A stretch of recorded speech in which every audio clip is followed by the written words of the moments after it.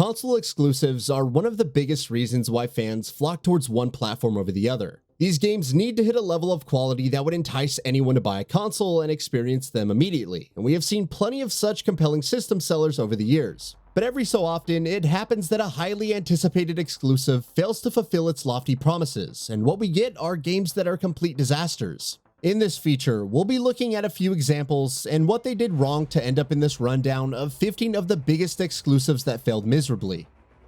Redfall. Arcane has cemented itself as one of the top names when it comes to creating highly dynamic sandboxes with the likes of Dishonored and Prey, and the studio is definitely one of the crown jewels of the Xbox Game Studios roster post the ZeniMax acquisition. Fans were understandably excited about Arcane's Xbox exclusive project Redfall, a co-op game that blends the developer's signature ability-based gameplay into the core gameplay loop of looting and shooting that had the potential to be a smash hit. But in actuality, Redfall is anything but. It's a painfully generic looter shooter that's subject to a bevy of gameplay and technical problems. Repetitive content, dull gameplay, and an uninteresting story are just some of Redfall's issues that get compounded with a wide variety of technical issues to make for a consistently frustrating experience. It's obviously a big shock for fans of Arcane's works, and there's no doubt the developer has heavily fumbled with this project. Crackdown III. Originally announced all the way back in 2014, Crackdown 3 was set to take the series to new heights with its switch to an open world and cloud-based destruction mechanics. Those lofty ambitions would continue to keep fans patiently waiting for the game, as Microsoft would keep on delaying the game year after year. Crackdown 3 finally came out in 2019, and it became absolutely clear that the developer's ambitions had got the better of them this time around. Crackdown 3 was a mediocre shooter that was marred by uninteresting content in a boring open world. Even the supposed revolutionary multiplayer component left a lot to be desired, and the game was unanimously panned by critics and fans alike. Crackdown 3 left some hideous scars on the Crackdown brand, and there's little hope that the series will ever return at some point in the future. Knack. One of the earliest launch titles for the PlayStation 4, Knack was supposed to represent the technological leap that the new generation of Sony consoles was bringing to the table, in not only a graphical sense, but also from a gameplay perspective. Fans were also hoping to get a fun platformer like Crash Bandicoot or Ratchet & Clank, but it failed to stand up to that level of expectations. The highly automated platforming sequences and basic brawling combat made it feel like a game solely meant to placate a younger audience, which alienated fans that wanted more from the experience. Further making matters worse was the fact that Knack was only available for the PS4, which already had a relatively smaller install base at the time. Sure, it looked good and ran well, but that simply wasn't enough to get fans to want to jump to Sony's newest platform. All in all, Knack was easily one of the most underwhelming PS4 launch exclusives, and Knack 2 didn't do much to alleviate those criticisms either. The Order 1886.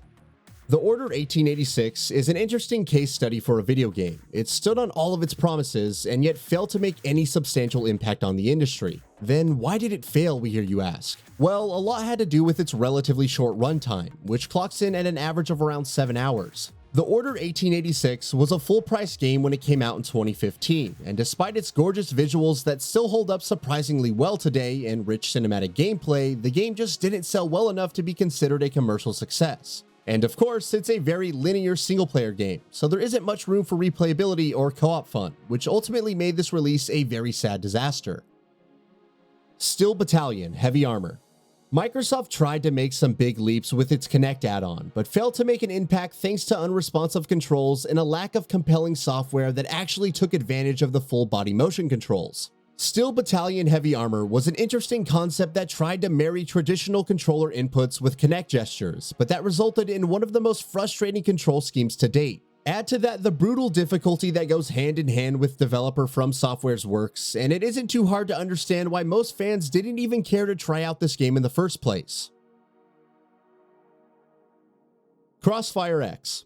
For the uninitiated, Crossfire has been one of the most popular multiplayer games in Korea for some time now, and Microsoft wished to bring that experience overseas with Crossfire X, which is an expanded release built for Xbox Series X and S. This release would also include 2 single-player campaigns from developer Remedy Entertainment of Max Payne fame. Early showings looked impressive, but when Crossfire X actually released, it failed to impress anyone. And that's for good reason. It was a product that clearly lacked polish. The single-player story seemed like an afterthought, as it was plagued with overly obnoxious stories and hilariously awful AI. Even the multiplayer modes felt like cheap knockoffs of other popular shooters, all of which culminated in an experience that's definitely not worth your time.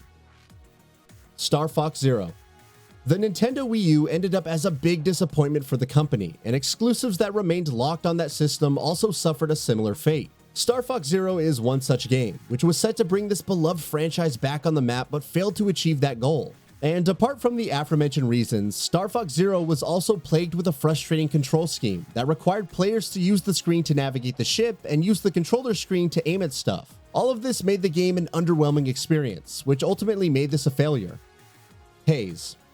Developed by Free Radical Design, Haze was originally pitched as Sony's Halo killer, which had countless fans pumped at this very prospect. The game's development cycle was wrought with all sorts of difficulties, which became the cause of many delays. And when the game finally released, it ended up being a faint shadow of what was originally promised. Apart from a weak story that fails to fully realize its potential, Haze's gameplay ideas were undercooked, which results in an underwhelming moment-to-moment experience. And of course, many of those problems can also be found within the multiplayer component, which makes that part of the experience a frustrating one as well. Haze's unfortunate critical and commercial reception would not only be a big loss to PS3 fans, but also lead to the eventual shutting down of a studio that brought us games like Timesplitters.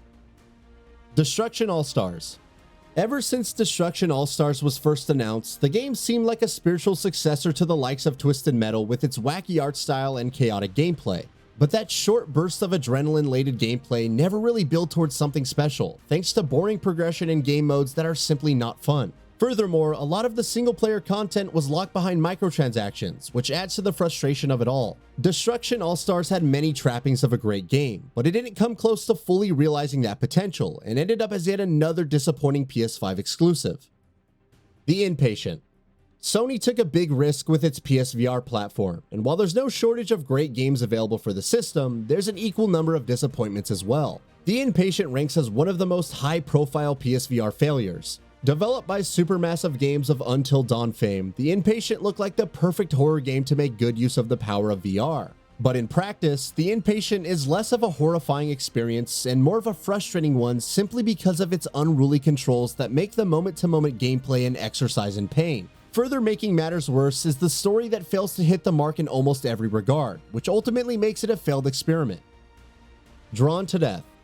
Drawn to Death is an arena shooter that was developed by the Bartlett Jones Supernatural Detective Agency, and before you ask, yes, that's the real name of a game studio. Released in 2017, this PlayStation 4 exclusive was set to feature multiplayer mayhem inside the pages of a teenager's doodling diary. It seemed like something fresh, and to be honest, the art style is definitely worth appreciating on its own terms. But everything surrounding that visual aesthetic was objectively bad, right from the sloppy controls to the distasteful humor and lack of compelling game modes. It was obviously criticized for these issues, which led to the game being a commercial failure, and servers for the same were shut down in 2019.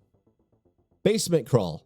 Taking cues from the likes of Bomberman, Basement Crawl tried to do what Bomberman Zero couldn't, but sadly ended up suffering from the same fate. Bloober Team crafted a mostly solid gameplay loop, where players would be setting traps for other players in a wide array of labyrinthian levels, but those mechanics lacked any depth to keep anyone interested for more than a couple of hours. Basement Crawl was also released exclusively for the PlayStation 4 back in 2014 when it had a relatively small install base, and the visuals were clearly not appealing enough to warrant an 8th gen only release. As such, Basement Crawl just came and went, and nobody really cared about it.